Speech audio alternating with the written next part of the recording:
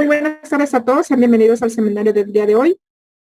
Estos seminarios son parte de los seminarios del posgrado de la Facultad de Medicina y Cirugía. Estamos implícitos en diversos posgrados de nuestra facultad. Hoy vamos a tener el gusto de poder escuchar al doctor Miguel Ángel Mendoza Catalá.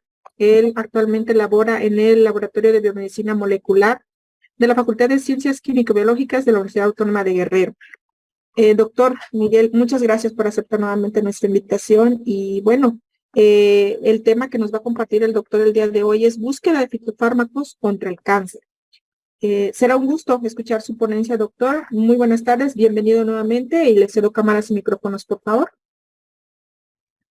Bien, muchas gracias. Pues gracias por la invitación. Una vez más, es un honor estar con ustedes y bueno, también aquí tenemos un doctorado en biociencias en el que participo justamente y bueno, les voy a presentar un poco de lo que hemos estado haciendo en los últimos años en esta temática, finalmente, ¿no?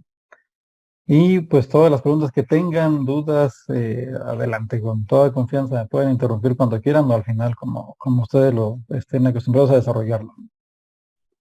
Bueno, pues para comenzar les decía, pues aquí también estamos trabajando con un doctorado, la maestría y doctorado en biociencias y en esta línea de biociencias que es más aplicada a la parte biotecnológica en la salud, entre otras cosas de microbiología, agropecuarias y demás, pues hemos estado trabajando en pues analizar extractos de plantas que pudieran ser útiles o tener potencial como una terapia contra cáncer. Tal vez, si no una terapia alternativa en la que pudiéramos, digamos, suplirla o en lugar de utilizar la terapia convencional, utilizar la terapia con fitofármacos, podría ser, como les pongo en el título aquí, una medicina complementaria, es decir, moléculas que pudieran ayudar o mejorar, digamos, la terapia actual contra cáncer, disminuyendo tal vez la parte negativa de la terapia actual, que es tal vez los efectos secundarios que pueden tener a los pacientes, ¿no? Así que un poco sobre eso es lo que hemos estado trabajando y bueno, pues para ponernos en contexto, pues habría que mencionar que el cáncer sigue siendo, es y seguramente por mucho tiempo seguirá siendo un problema de salud, a menos que encontremos la estrategia adecuada para poder disminuir este problema. Pues en México, bueno, en el mundo, el cáncer es un problema de salud muy importante, es una de las principales causas de muerte, sobre todo en mujeres a nivel mundial. Y en México, pues, esto se mantiene, solamente que en México hablamos de que los dos tipos de cáncer más comunes y más mortales en la población, sobre todo hablando de la población femenina, pues es el cáncer de mama y el cáncer cervicuterino. Entonces, para ponernos en contexto, les decía, pues vamos a platicar un poco de cómo, qué es, por qué se desarrolló el cáncer, para luego hablarles de cuáles son los puntos o cuáles son las hallmarks que estamos tratando de contrarrestar en la investigación que estamos realizando, ¿no? Entonces, pues para empezar a hablar de cómo se desarrolla el cáncer, pues tendremos que recordar que las células se reproducen a través del ciclo celular. Y que el ciclo celular pues tiene, digamos, se puede dividir en dos fases, interfase y mitosis, o en cuatro fases, si hablamos de la fase G1, fase S, fase G2 y la fase de mitosis, pero bueno, en la fase de mitosis pues podemos subdividirla en profase, prometafase, metafase, anafase, telofase y al final la citocinesis. Estos eventos en el que la célula crece, duplica su genoma, duplica el centriolo para formar el centrosoma o uso mitótico y después dividirse en dos células genéticas idénticas entre sí, es un mecanismo que está completamente bien regulado. Sin embargo, puede haber errores y esos errores son los que, si esto se desregula, pudiera llevarnos al desarrollo de enfermedades como el cáncer, ¿no? En este caso. Entonces, ¿cómo se regula el ciclo celular? Bueno, hay principalmente dos familias de proteínas que regulan el ciclo celular. Seguramente esto ya lo conocen. Ciclinas y cinasas, que serían reguladores positivos, y CKIs o inhibidores del complejo ciclina-CDK, es decir, moléculas que inhiben a este complejo. Cuando este complejo se activa, el ciclo celular avanza. Pero cuando en el ciclo celular tenemos puntos de restricción o checkpoints al final de G1 y 2 en la fase de mitosis, al principio y final, que se encienden cuando cuando se detecta algún error en el ciclo celular o cuando la célula no ha cumplido, digamos, lo que requiere para pasar de fase G1 a S. Por ejemplo, si la célula no ha crecido lo suficiente, si no tiene el ambiente. Ok, perdón, no sé qué fue el último que me escucharon, pero les decía que aunque hablamos de dos familias de proteínas que regulan el ciclo celular para evitar que la célula se reproduzca con errores, estos dos moléculas que regulan de manera positiva el ciclo celular o dos tipos o familias de proteínas, pues son los que conocemos como oncogenes, entre otras moléculas que favorecen la supervivencia celular. Y las moléculas como los EKIs, que hacen la parte contraria, como de contrarrestar o detener el ciclo celular cuando hay un error, reparar el ADN o demás, pues son los que conocemos como genes supresores de tumor o moléculas supresoras de tumor. Sin embargo, estas dos moléculas, aunque son muy importantes como reguladores, no son los únicos y siempre que buscamos pues la respuesta a alguna terapia, investigación para encontrar cómo disminuir algún mecanismo del cáncer, etcétera, pues tenemos que pensar que hay muchas más moléculas involucradas. Solamente en la fase de G1S, pues habría que estar conscientes de que aparte de ciclinas y CDKs y CKIs que les mencioné anteriormente, pues hay otras moléculas muy importantes que están regulando río abajo o río arriba a estas moléculas también. Entre ellas una molécula muy importante y seguramente también lo saben, es P53, que finalmente les decía, estos CKIs detienen el ciclo celular si hay un error en el duplicación del ADN, del centriolo, etcétera. Si hay algún error que pusiera en riesgo, digamos, la reproducción celular, que no fueran células sanas las que se estuvieran reproduciendo, los CKIs apagarían el ciclo celular hasta que se corrija el error. Y P53 se puede encargar de activar proteínas que van a favorecer la reparación del ADN o la reparación del proceso que esté, digamos, teniendo el error, ¿no? Sería, digamos, que el primer mecanismo para que la célula mantenga su normalidad. Sin embargo, si ese error no se puede reparar por alguna razón, es un adulto en el ADN, por ejemplo, provocado por la luz ultravioleta o demás que no se puede eliminar, entonces el segundo mecanismo que la célula activa es pues que P53 activa proteínas proapoptóticas para evitar que esa célula que tiene errores se reproduzca y entonces se muera por apoptosis. Entonces, estos dos mecanismos de vigilancia de normalidad de las células son muy eficientes. Sin embargo, llega a ocurrir que ni la célula se repara ni tampoco se muere por apoptosis y entonces se reproducen células con mutaciones que a la postre nos pueden generar enfermedades como el cáncer, ¿no? Y entonces, pensando en eso, la primera etapa de la generación o desarrollo de cáncer, pues será que haya cambios en las células que permitan que se reproduzcan con estos errores, es decir, que estos dos mecanismos de reparación o de muerte celular que les comenté antes no funcionan y entonces las células que tengan algún daño empiecen a reproducir y a formar, pues en este caso, un tumor, que sería la acumulación anormal o la reproducción anormal de células, pues con errores o células que han dejado de diferenciarse en el tejido en el que estén, en el tejido en el que forman parte, ¿no? Entonces, en general, cualquier tipo de cáncer tiene 4 etapas. Podemos hablar de 4 etapas de la carcinogénesis en general. Carcinogénesis química o biológica, todas digamos que pasarían por etapas similares. La etapa de iniciación, la etapa de promoción y la etapa de progresión. Y podemos agregar una cuarta que ocurre solamente en algunos tipos de cáncer, pero que finalmente sería una forma de progresión del cáncer, que sería la metástasis. Entonces, ¿qué es iniciación? Pues justamente lo que les decía, cuando hay errores en la célula, se repara. Todos los días podemos tener mutaciones en nuestras células, pero no desarrollar una enfermedad. ¿Por qué? Por los dos mecanismos de reparación o de control que les mencionaba antes. Se reparan o las células que no se pueden reparar se mueren por apoptosis. Sin embargo, si eso no ocurre y se acumulan células con mutaciones, estamos ya en la fase de iniciación.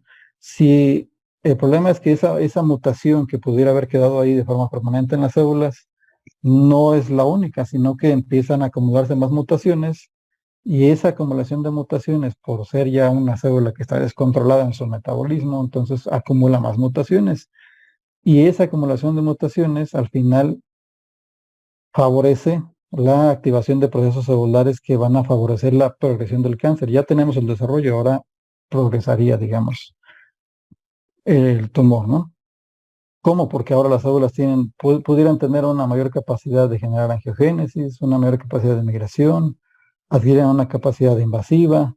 Si son invasivas y tienen capacidad de migrar, pues seguramente o con mucho riesgo podrían hacer una metástasis, el cáncer en circulación, ya sea linfático o sanguíneo.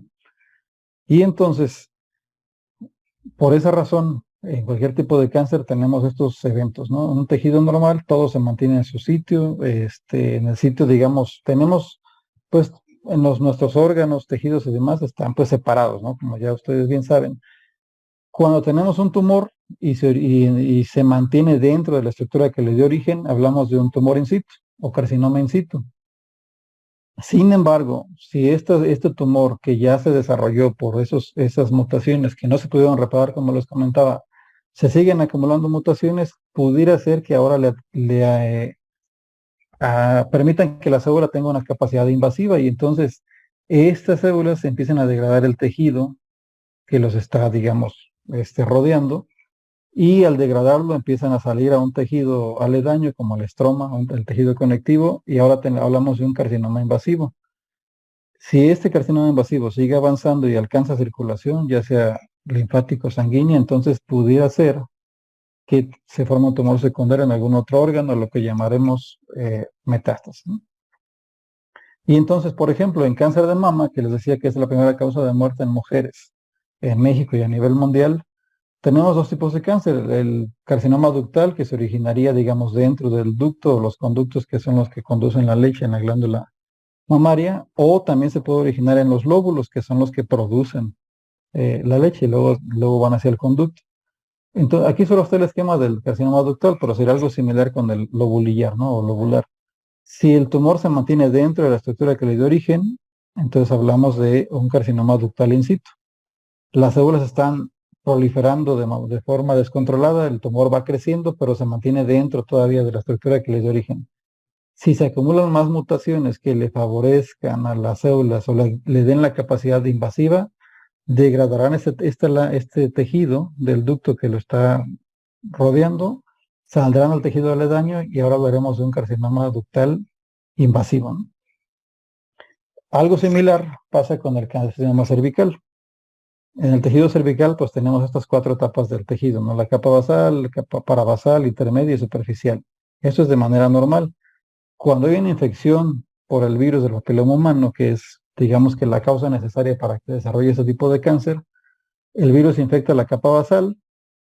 ¿Por qué la capa basal? ¿Y por qué podría infectar otras capas? Sí, pero no sería una infección productiva. ¿Por qué tiene que llegar aquí? Bueno, porque estas son las células que están en constante replicación. Cuando las células comienzan a diferenciarse, la proliferación se apaga y comienzan a expresar genes de diferenciación. Es decir, estas células del tejido, de la capa superficial del tejido o intermedia, ya no están proliferando, solo están diferenciándose.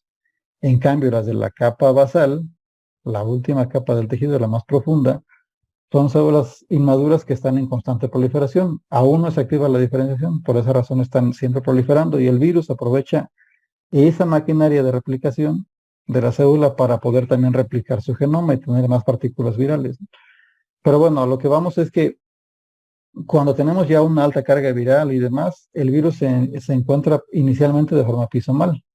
Después, para que el tumor empiece a progresar, pues se requiere que estén sobreexpresándose las proteínas o oncoproteínas E6, E7, y ahora sabemos que E5 es una oncoproteína también de VPH, que son las que van a producir o favorecer la transformación celular maligna, que es lo que les comentaba hace un momento, de pasar a que las células proliferen más, pero ahora sean migratorias, sean invasivas y entonces sean capaces de degradar lámina basal del tejido, invadir y ahora tengamos un carcinoma cervical invasivo, ¿no? Algo similar a lo anterior, digo, con sus particularidades, ¿no? Como decíamos, por el tipo de tejido y demás, pero si se fijan, para que el cáncer progrese sigue o tiene que haber una transformación celular maligna. Un tumor es in situ mientras solo proliferen las células descontroladamente, pero el tumor se vuelve invasivo cuando las mutaciones que están siendo acumuladas en el tumor ahora le permiten que secrete proteínas que le favorecen la motilidad y la invasividad celular. Entonces, cuando hablamos de motilidad celular nos referimos a todos los mecanismos por los que las células se mueven, ¿no? Y en este caso, vean, un tumor que estuviera localizado en este sitio superior, para poder llegar al estroma de un tejido, tiene que degradar, digamos, esta línea que lo está separando de esta zona anterior, ¿no? Entonces, ¿cómo degradan las células ese tejido? Bueno, porque ahora secretan proteínas como metaloproteinases de matriz, que lo que hacen es degradar al tejido circundante y entonces son capaces de abrir ese paso y llegar al estroma y hablamos de este sería un tumor invasivo. Si estas células alcanzan circulación, ya sea sanguínea, como en este caso está aquí representado, o linfática, entonces podríamos tener un mayor riesgo de que el tumor se disemine a otras zonas y se logra establecer, forma un tumor secundario y entonces hablemos de metástasis. Entonces, para que las células logren ser invasivas, tienen que adquirir una mayor capacidad de movimiento. Vean, si pusiéramos células en una placa de cultivo, tendrían inicialmente una forma esférica. Conforme pasa el tiempo, tal vez una hora después, dos, veríamos que las células empiezan a cambiar un poquito de forma porque están formando adhesiones entre la célula y el sustrato o la base en la que están adhiriéndose, ¿no? Después de unas horas más, tal vez 10 horas, 12 horas, podríamos ver algo ya como esto. La célula ya está básicamente pegada en toda su extensión a la placa. Y después de un tiempo, si hay un estímulo que le indica a la célula que se mueva, entonces la célula cambia de esta forma a esta y forma extensiones, como estas, ahora te las voy a mencionar que son. Y eso permite que la célula se vaya arrastrando, digamos, hacia un sitio al que quiera estar, ¿no? Y eso le genera la capacidad de migración. Esto ocurre de forma normal. Las células, como los fibroblastos, las células epiteliales, que pueden tener una capacidad de movimiento de forma natural. Sin embargo, las mutaciones en las células tumorales permiten que eso sea con mucho más eficiencia, más ágil. Las células tumorales son mucho más capaces de moverse y de invadir que las células normales, que tengan esa capacidad de por sí, ¿no? Como los fibroblastos, les decía. Pero ¿cómo se regula eso? Bueno, seguramente se les es familiar ya esta figura, pero quien regula el movimiento en las células es citoesqueleto, ¿no? Entonces tenemos tres componentes de citoesqueleto: filamentos intermedios, microtúbulos, filamentos de actina. Estos dos son polímeros, estos solamente son proteínas fibrosas, ¿no? Los microfilamentos de actina, bueno, los microtúbulos son indispensables para la segregación de cromosomas. Si hay un error en la segregación cromosómica que nos puede generar mutaciones genómicas como síndrome de Down, por ejemplo, eso se debe más bien a la actividad de los microtúbulos. Si hablamos de cambios en la forma de la célula, la capacidad de moverse, como los fibroblastos les decía, cambiar de forma la membrana, entonces eso se le debe o se atribuye principalmente a los filamentos, a los microfilamentos de actina. Y perdón, les señalé mal, estos son proteínas fibrosas y estos dos son polímeros, ¿no? Los microfilamentos de actina son las moléculas que regularían de manera muy eficiente la capacidad de migración celular. ¿Por qué? Bueno, fíjense que todas las células generan adhesiones celulares, sobre todo las células que son epiteliales, ¿no? Entonces, forman contactos una célula con otra célula y llamamos contactos célula-célula o contactos de la célula con un sustrato, como la placa de cultivo que les mencionaba hace un rato, o el tejido conectivo, digamos, dentro de un tejido cervical, mamario o el que sea, ¿no? Entonces, esos dos contactos célula-célula y célula matriz están regulados por citoesqueleto.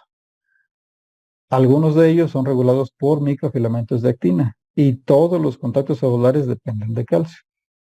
Entonces, ¿qué tiene que pasar para que una célula pueda moverse y cambiar de forma y tener algo similar a esto? Bueno, pues entonces se les decía que actina es la molécula responsable de la capacidad de movimiento de las células. Entonces, actina forma fibras, forma filamentos. Hay dos tipos de actina en la célula, actina G y actina F. Cuando una actina se une con otra y forma un polímero, forma un filamento de actina, lo que llamaremos actina F. Si teñimos actina F utilizando un anticuerpo que vaya dirigido a actina F o una molécula como faloidina que se une directamente a actina F, podríamos ver fibras que nos indicarían la capacidad de movimiento de una célula, y esto lo podríamos relacionar a esto. Por ejemplo, estas extensiones de membrana que están aquí, pues no son más que esto que estamos viendo acá, son extensiones de actina polimerizada. Entonces, en cuanto más actina polimerizada haya en la célula, mayor capacidad de moverse tendrá una célula tumoral y formar estructuras que llamamos pseudópodos, que son cambios en la forma de la célula regulados por actina y que son los que favorecen que la célula se mueva. Por ejemplo, podríamos dividir a la migración celular en 4 pasos, así en general. Primero, la célula se orienta hacia el sitio al que va a migrar. Digamos que esta célula que está aquí va a migrar hacia la parte derecha de su pantalla, ¿no? Entonces, primero se polimeriza a través de filopodios, que son pseudópodos formados por actina polimerizada. Después se ancla más al frente, segundo paso, se ancla más al frente con más fuerza a través de la melipodios, que sigue siendo actina polimerizada. Como tercer paso, forma contracción dentro de la célula que le permite, bueno, hagan de cuenta que estiramos una liga, ¿no? Esa contracción es algo similar a lo que genera la célula a través de fibras de estrés. ¿Qué son las fibras de estrés? Otra vez, actina polimerizada. Son formas de actina polimerizada. Y finalmente, si la célula está anclada al frente y tiene contracción celular, entonces para que llegue aquí, la liga, lo único que tengo que hacer es soltarla, ¿no? Entonces, justamente la célula hace lo mismo. Después de que ya se ancló al frente, tiene tensión en su superficie, ahora se degradan las adhesiones de la parte trasera de la célula se arrastra hacia el frente, hasta el sitio que quiera llegar, ¿no? Según lo que la célula necesita. La polimerización de actina también regula la invasión celular, porque hay estructuras que se llaman invadopodios, que sigue siendo, esas extensiones de membrana, vean, sigue siendo actina polimerizada, que pueden interactuar con metaloproteinasas de matriz y generar zonas de degradación, que lo que hacen es abrirle paso para que la célula pueda pasar hacia ese sitio, ¿no? Ok, ahora, ya dijimos que el tumor puede crecer cuando hay mutaciones que favorecen o alteran el ciclo celular, que puede progresar cuando hay cambios o mutaciones que le permiten a las células secretar proteínas como metaloproteinasas que le abren paso y aumenta la polimerización de actina, lo cual permite que las células se mueva más, ¿no? Entonces, un tumor que tenga esta capacidad de secretar metaloproteinasas, de polimerizar más actina o demás, será un tumor mucho más agresivo que se moverá con mayor facilidad. Ahora, ¿qué es lo que induce esos cambios en las células que les comentaba antes? Pues el microambiente del tumor. Hay moléculas, eh, por ejemplo, algunas adiposinas como leptina que son secretadas en el tejido adiposo, y si hablamos del cáncer de mama, recordemos que pues la glándula mamaria está rodeada por tejido adiposo. Si hay mucho tejido adiposo en la glándula mamaria y está secretando adiposinas como leptina, ya está bien demostrado que esta hormona, por ejemplo, leptina, favorece la invasividad del tumor, y es entonces una paciente con cáncer de mama que tenga niveles altos de leptina, su tumor seguramente será mucho más agresivo. Ok, entonces, ya les mencioné que hay 4 etapas del cáncer en general: la de iniciación, cuando se desarrolla el cáncer, y luego la progresión, que incluiría la promoción, progresión y metástasis. La terapia convencional contra el cáncer pues está centrada inicialmente en evitar que el tumor crezca, ¿no? Por ejemplo, pues seguramente ustedes saben más de esto porque por estar más en el área médica, ¿no? Pero lo primero que se intenta es evitar que el tumor crezca más para poder, pues, luego hacer una cirugía y quitarlo, o disminuir el tamaño del tumor o demás. Cuando ya hay un tumor que ya está, digamos, más avanzado y se busca, lo primero que se busca es si hay o no invasión, ¿no? Si hay invasión, ¿está en ganglios o no está en ganglios? Si está en ganglios, pues es ya un mayor riesgo porque puede ser que haya ya células viajando hacia otro sitio, ¿no? Entonces, la terapia convencional lo que hace es, pues, evitar con agentes quimiopreventivos que el tumor crezca o disminuir el tamaño del tumor, y algunos pocos más se han centrado en matar a las células o evitar que el tumor progrese, porque hay terapias ya dirigidas a moléculas que lo que hacen es apagar una ruta de señales que favorecen la migración e invasión celular o de manera general que restarían o evitarían la progresión del tumor, ¿no? Sin embargo, la terapia convencional es eficiente en algunos pacientes, en otras no, etcétera. Tiene efectos secundarios mucho más graves en unas que en otras, pero la constante es que no es eficiente al 100% y que generalmente genera, valga la redundancia, efectos secundarios graves en algunos pacientes, ¿no? Según el tipo de organismo, ¿no?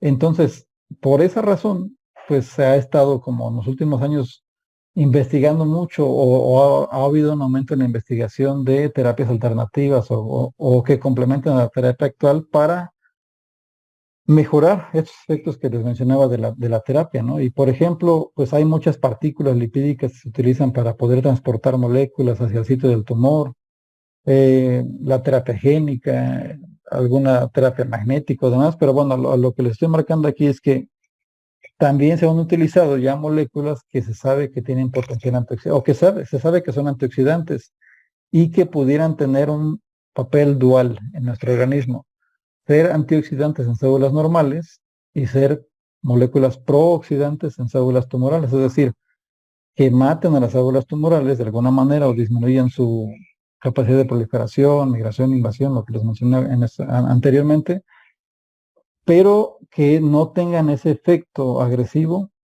citotóxico en las células no tumorales.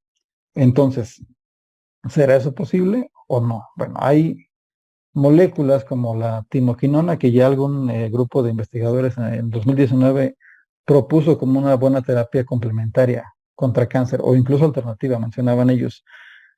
Bueno, aquí a la izquierda está de manera normal lo que les mencioné al principio. La célula se divide y genera dos células idénticas genéticamente entre sí. Si hay una célula que tiene un error, un daño al DNA, algún error que tenga que repararse, perdón, la célula se repara por algún mecanismo de reparación. Ya sabemos que hay varios mecanismos de reparación. Si no se puede reparar, la célula entonces tiene que irse a apoptosis, que es la muerte celular programada, ¿no? Es una muerte fisiológica. Y de esta manera solamente quedaría viva la célula normal para evitar enfermedades. Pero si eso no ocurre, entonces tenemos la fase de iniciación, el tumor progresa, el tumor crece, perdón, luego puede progresar si hay más mutaciones. Es decir, el cáncer es una enfermedad que se basa en un modelo de evolución clonal. ¿Por qué? Porque se acumulan mutaciones que hace que la célula evolucione, que tenga un comportamiento diferente por cada mutación que va acumulando, ¿no? Y al final puede ser invasiva, puede generar angiogénesis, etcétera. Y al final, si es metastásico, pues tenemos ya una fase terminal, ¿no?, del cáncer. Hay moléculas como la timoquinona que se ha propuesto que puede ser o sea, más bien se ha demostrado que en algunas células tumorales puede comportarse como antioxidante y tener un efecto citoprotector, es decir, en células normales se comportaría como un antioxidante. Sin embargo, en células tumorales en las que el metabolismo es mucho más acelerado, hay más producción de oxígeno, más enzimas como la ubiquinona o demás, que si recuerdan tiene que ver con la transferencia de electrones en la mitocondria. Entonces, en células, este metabolismo más acelerado en las células tumorales permitiría que la timoquinona se metabolice a semiquinona y esta molécula se comporte como prooxidante en las células tumorales. Mientras que en células normales, por no tener este metabolismo acelerado, claro, habría que revisar cada paciente, claro, la timoquinona se convertiría en timohidroquinona, que se sabe que es un antioxidante y tiene un efecto citoprotector en las células, ¿no? Pensando en este tipo de terapia, hace unos años, cuando empecé yo a trabajar en la parte de biociencias, como les comentaba al principio, había revisado que hay muchas especies de ficus en el mundo, como ficus religiosa, que tenían un potencial contra cáncer y que no eran tóxicos en células normales. Sin embargo, esas especies de ficus, como ficus religiosa, se fue el nombre de la otra, pero sobre todo esa ficus religiosa, a mí me llamó la atención porque se encuentra en Brasil, en India, además, pero no hay esa especie de ficus en México. Sin embargo, en México tenemos varias especies de ficus. Y entonces en ese momento, les platico la experiencia en ese momento fue, ok, pues si hay especies de ficus en México, pues hay que buscar una y ver si tiene un efecto similar a lo que han reportado en ficus religiosa o en otros países, ¿no? Que se encuentran en otros países. Ya en la búsqueda que hicimos, yo encontré que estas especies de ficus se encuentran sobre todo en las rivieras, digamos, de donde hay barranquitas, ríos o demás. Caminando por un poblado aquí cerca que se llama Petaquillas, cerca de Chilpancingo Guerrero, es donde estamos, y está su casa cuando gusten. Encontramos varios árboles de esta especie de ficus. Tomamos una muestra, hicimos un ejemplar botánico, lo mandamos a identificar al Herbario Nacional de México, y pues la especie, este árbol es de Ficus crocata, Ficus crocata en general, o su nombre completo es Mic Mar ex Mic, que se conoce en forma común como Ceiba preta en Michoacán, y aquí en Guerrero se conoce más bien como amate amarillo. Algunos le llaman amate prieto también, ¿no? Entonces, ya no hay reportes científicos como tal de esto, pero de forma tradicional la gente en Michoacán lo utiliza, el látex de este árbol lo utiliza para como desinflamante. Se tiene una herida, se lo colocan y desinflama, así lo utilizan ellos, ¿no? Entonces, hicimos una extracción de hojas de este árbol y probamos el efecto, bueno, identificamos qué componentes había primero, y probamos el efecto de los extractos en células de cáncer de mama. Células, en este caso son células MDA, MB231, que serían un tipo de tumor triple negativo de cáncer de mama, que ese tipo de tumores no responden a la terapia convencional porque va dirigida a T receptores que no están expresados en estas células. Por lo tanto, este tipo de tumor es un tumor muy agresivo y peligroso porque no responde a la terapia. Entonces quisimos probar estas células para ver si esas células que no responden a la terapia normalmente, a la terapia convencional, pudieran responder a los extractos de esta especie, ¿no? Y vean, hicimos 3 extractos: hexánico, diclorometánico y acetónico. En el hexánico vimos que hay un efecto, pero no tan marcado. Digamos que teníamos una disminución de un 20% a lo mucho del número de células viables, ¿no? Sin embargo, con el extracto de clorometánico y acetónico veíamos ya que a mayor concentración, pues había una mejor respuesta, y teníamos ya hasta esta concentración, menos del 50% de las células viables. Entonces decíamos, ok, esta terapia, estos extractos están induciendo muerte celular o arresto del ciclo celular. No sabíamos todavía eso, pero veíamos que disminuía el número de células viables. Analizando la morfología, vean, esta es la morfología normal de las células MDA, así alargaditas, tipo fibroblastos, y por eso son muy agresivas, son muy invasivas, ¿no? Con el vehículo, que fue el diluyente del extracto, pues veíamos básicamente la misma morfología, ¿no? Con una confluencia menor, claro, porque aquí teníamos suero 5%, aquí solamente 1%. Con citarabina C, que es esta molécula que está aquí, ahora C, sabíamos que con una concentración mayor a 50 micromolar se induce apoptosis. Y aquí estamos viendo células que están en apoptosis, vean, células con vesiculaciones, ya células fragmentadas y demás. Con los extractos, curiosamente vimos cambios morfológicos similares a lo que veíamos con el control positivo, en este caso la citarabina C. Y nos llamó más la atención en el extracto diclorometánico, que veíamos que las células eran redondeadas y además muchas de ellas tenían vesiculación dentro de ellas. Entonces habría células apoptóticas, y las que no están en apoptosis seguramente, por cambiar de forma y no ser alargadas, tendrían menos capacidad de migración e invasión celular. Así que esa era una hipótesis hasta ese momento, ¿no? Encontramos que el extracto, dentro del extracto había varios compuestos, ¿no? Aquí les pongo solo del extracto diclorometánico. Y dentro del extracto diclorometánico, que fue el que nos vimos que tenía mejor efecto, lupeol es el compuesto más abundante, y se ha reportado ya que el lupeol tiene una actividad antitumoral en otros tipos de cáncer, ¿no? Así que sospechábamos que el lupeol pudiera ser como uno de los responsables de esa actividad biológica. Hicimos fraccionamientos para ver si realmente podíamos ir limpiando el grupo de componentes y quedarnos con un extracto que tuviera menos compuestos, y ver si realmente se debía a este grupo de compuestos como lupeol que viéramos esa actividad biológica, ¿no? Hicimos varias fracciones. Aquí les presento la fracción A9, A12 y A13. Aquí están los compuestos que tienen. Por ejemplo, la fracción A13 solo tiene lignanos y glicósidos, ¿no? La A9 tiene más, como antraquinonas, esteroides, aponinas y demás. Y bueno, vean, sobre todo la A9 tiene un muy buen efecto todavía, disminuyendo el número de células viables, de las células MDA, MD231. Entonces, con esta morfología que les mencioné, decíamos que pudiera ser que el número de células disminuyera porque tendríamos apoptosis o mínimamente un arresto del ciclo celular. Así que analizamos esto por citometría de flujo, retamos a las células con los extractos y luego las metimos al citómetro de flujo para ver realmente qué estaba pasando. Y bueno, vean, aquí tenemos 20, 40 y 80 microgramos sobre mililitro. Y aquí está la fracción A9, que fue la que vimos que tenía un buen efecto también, similar a lo que veíamos con el extracto completo.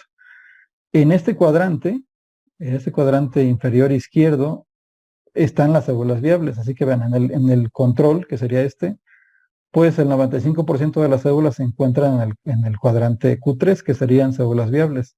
Sin embargo, cuando ponemos el extracto, este número de células viables empieza a disminuir y empieza a aumentar en el cuadrante Q2 y Q4, que indicarían apoptosis, ¿no? Apoptosis temprana, Q4, y apoptosis tardía, Q2. Y curiosamente fue aumentando el número de células en estos cuadrantes cuando poníamos el extracto. Y fue todavía mucho más evidente cuando pusimos la fracción A9. Entonces, con esta fracción veíamos ya menos del 50% de células viables y ya más del 50% de células en apoptosis, entre temprana y tardía, ¿no? Hicimos un análisis del ciclo celular y vean, son las mismas condiciones acá.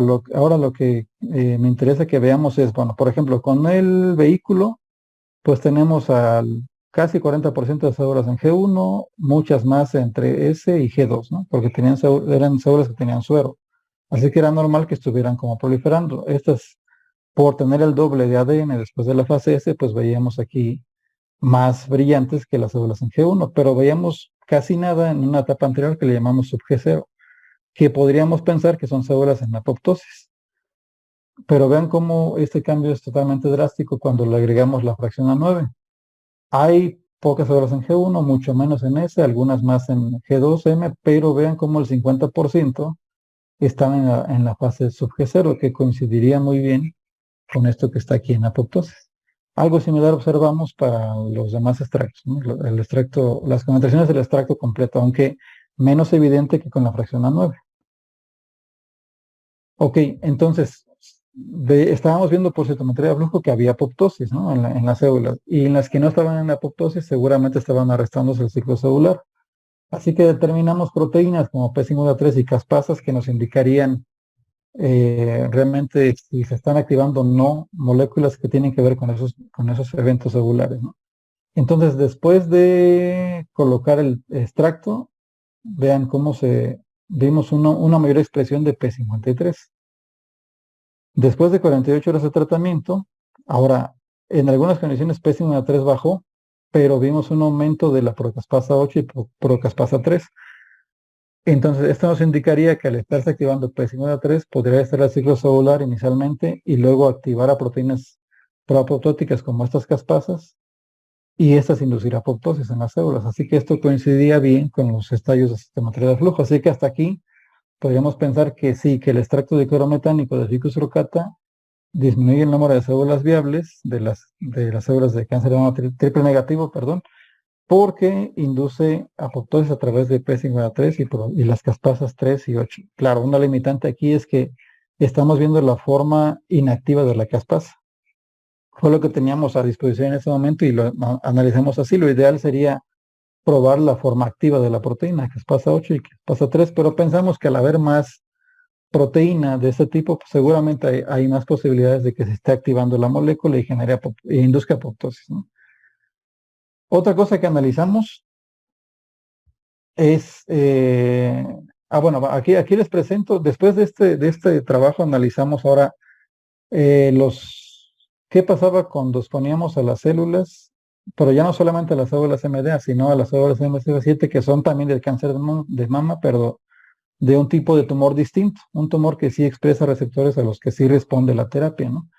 Y células MSF10A, que son células de mama, pero no tumorales. Y bueno, vean cómo las células MDA son mucho más sensibles. Veamos el extracto diclorometánico solamente. Desde 5 microgramos sobre mililitro, después de 48 horas, vemos ya una disminución de tal vez 40% y luego va aumentando conforme avanza la concentración. Es decir, el extracto diclorometánico está induciendo tal vez muerte celular en las células de cáncer de mama de este tipo triple negativo. En las células MSF7, aunque sí hay una respuesta, no es tan evidente como en las células de triple negativo. Y en las células MSF10A, igual, incluso son más sensibles que las MSF7. Pero lo que quiero resaltar de aquí es que vean, estamos probando aquí, probamos 5, 10 y 20 y no hubo ningún cambio en estas células ni en estas. Estas células responden arriba de 80 microgramos sobre mililitro y estas responden pues desde 20, pero vemos todavía células arriba del 80%, células viables más del 80%, que consideramos no sería un efecto citotóxico, al menos no tan drástico. Sin embargo, con la concentración de 5 y 10 microgramos sobre mililitro, estas células no tienen respuesta ni estas, así que pensaríamos que con estas concentraciones podríamos dirigirlo a un tipo de tumor de triple negativo, de cáncer de mama, ¿no? Claro, con las pruebas que aún falte realizar, ¿no? Les decía que otra cosa importante es la capacidad de migración celular para hablar de la progresión del cáncer. Entonces, analizamos el efecto de los extractos en la migración celular de estos dos tipos celulares, ¿no? Bueno, primero aquí les muestro lo de las células MSF7, que les decía es cáncer de mama, pero de un tipo luminal A, ¿no? Que es un tumor que sí expresa receptores, ¿no?, a los que se dirige la terapia. A estas células ya habíamos demostrado antes en otras publicaciones que leptina, como les decía, que es una hormona que se produce por los adipocitos, favorece la migración celular de las células de cáncer de mama, lo hemos probado también de las células de cáncer cervical.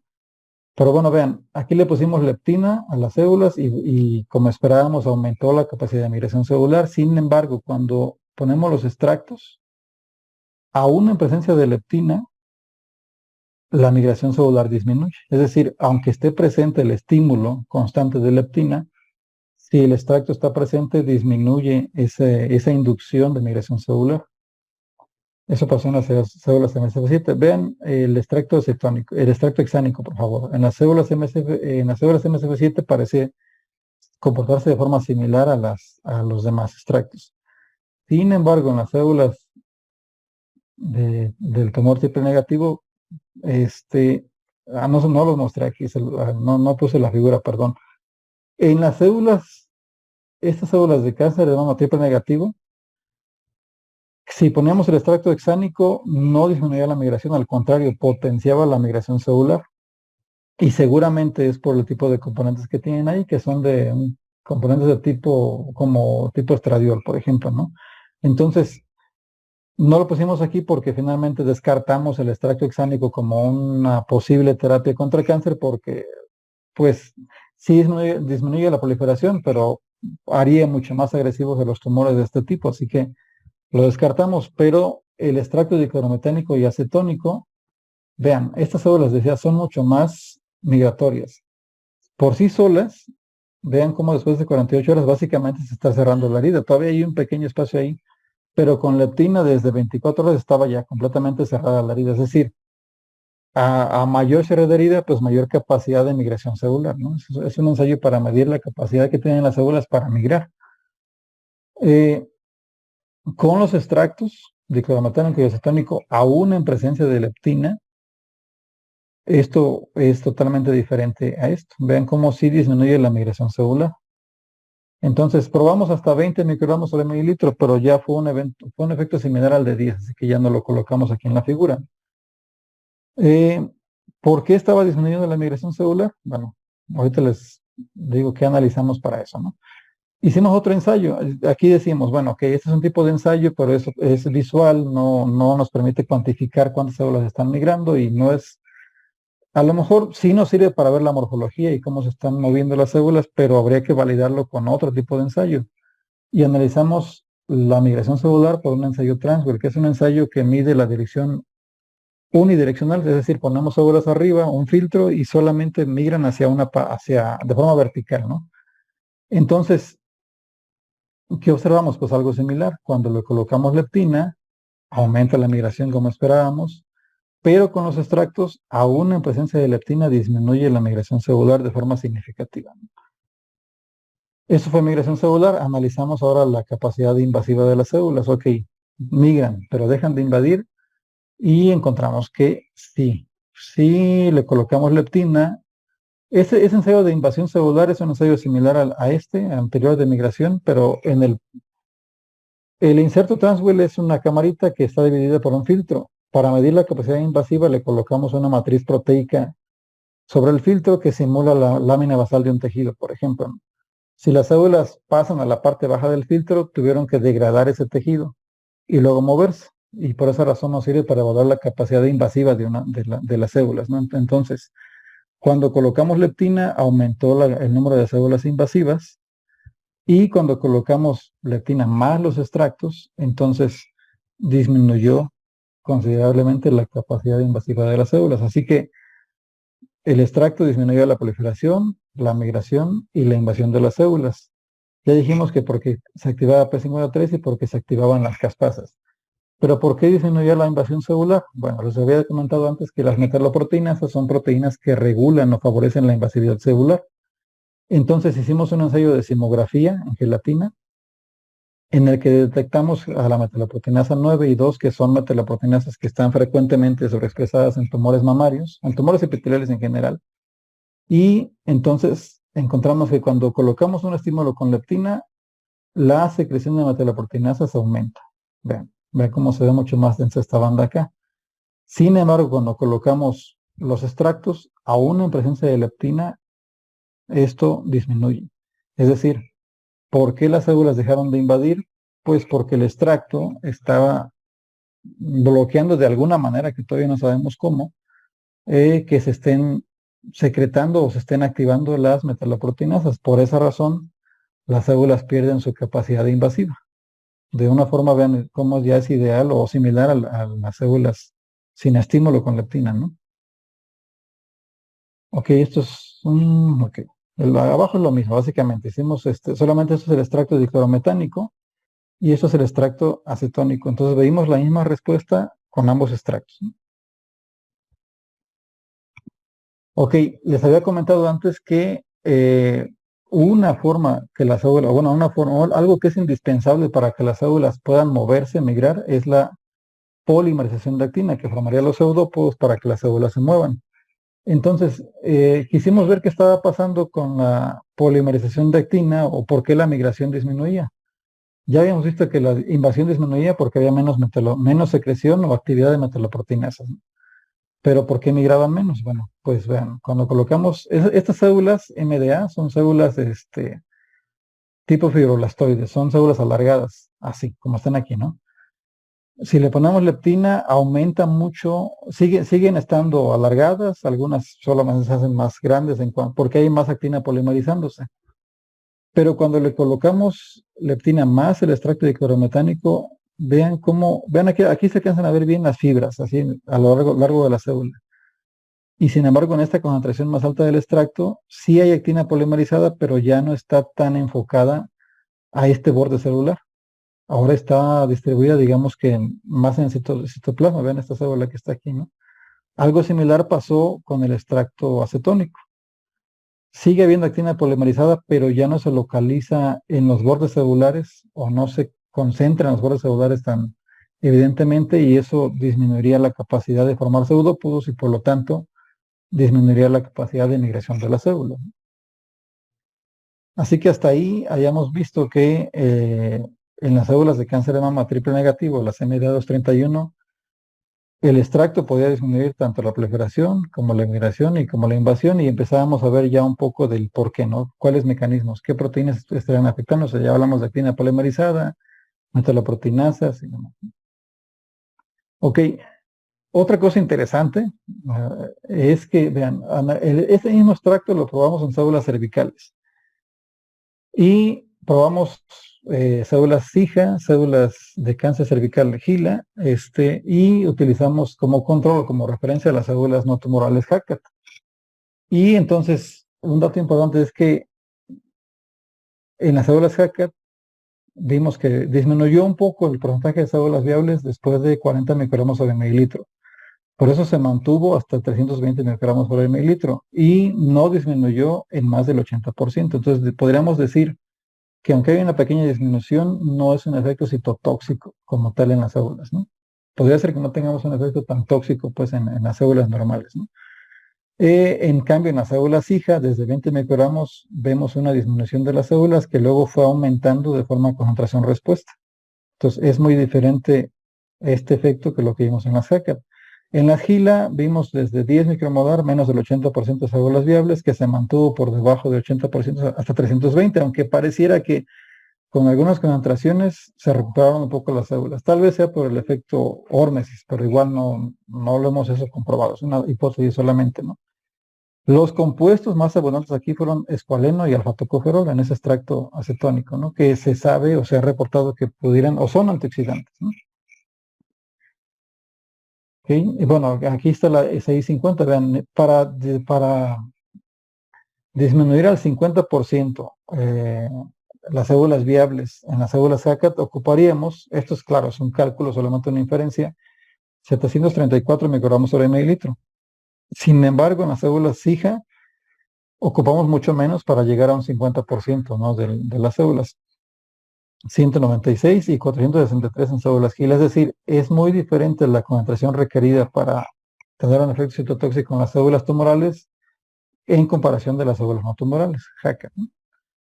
Y otra cosa importante fue que, ya se sabe ya que el peróxido de hidrógeno es un inductor de daño oxidativo. Entonces quisimos establecer un modelo de daño oxidativo en células JACAT para decir con qué condiciones de peróxido de hidrógeno pudiéramos inducir daño oxidativo en las células y daño citotóxico. Entonces, vean, medimos el nivel de MDA, que es malondialdehído, que es una molécula que es un marcador de lipoperoxidación, daño oxidativo en lípidos.